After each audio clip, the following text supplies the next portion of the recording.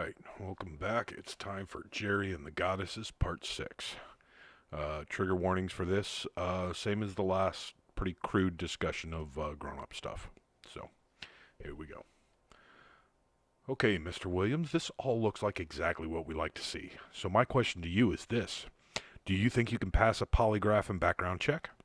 Well, I was sure I could pass the background check, but I strongly suggested the polygraph test might involve questions about my sanity.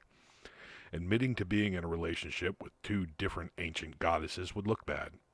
Having that come back as honest would look worse. But I was committed. Yes, sir, no problem at all. Great, the interviewer said, stacking up the paperwork I'd filled out. I'll be in touch to schedule the polygraph, and then someone else will contact you to let you know our decision.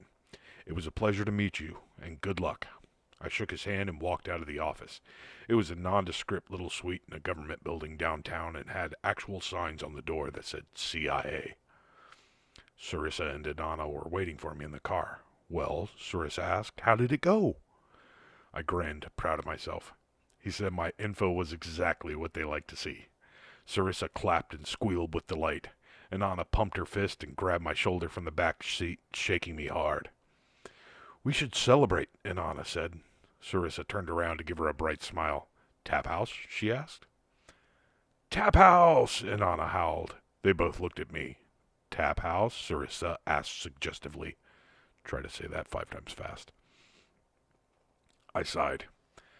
Tap house, I said with considerably less enthusiasm. The Tap House was a strip club, a sketchy one at that, where the bouncer winked at you when he told you there would be no hanky-panky in the champagne room. And Anna loved it for the obvious reasons, that there was plenty of hanky-panky in the champagne room, though she didn't really need a strip club for that. I could not, for the life of me, understand why Sarissa loved the place, though. They at least had good food.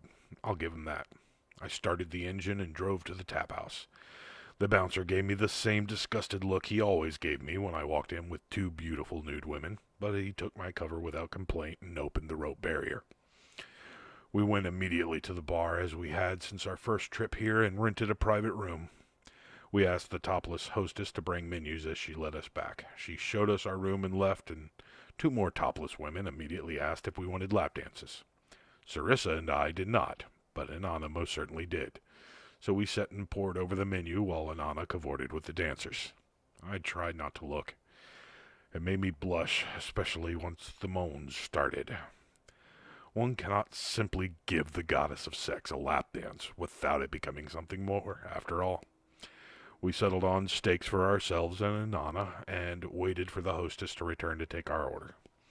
It only took a few minutes, but Inanna must have done something, because instead of taking our order, she pulled off her bikini bottom and waded into the fray. I sighed. I turned to ask Inanna if we could please eat first, but was immediately confronted with a face full of butt. I recognized Inanna's rear end and opened my mouth to speak, but she cut me off. I'll take that donkey punch now. I looked to Sarissa for support, but she merely shrugged. You'll be all mine once you start your CIA training. Until then, well, punch really hard. It'll be cathartic. But I was actually hungry, I whined as I started unbuttoning my shirt. The end.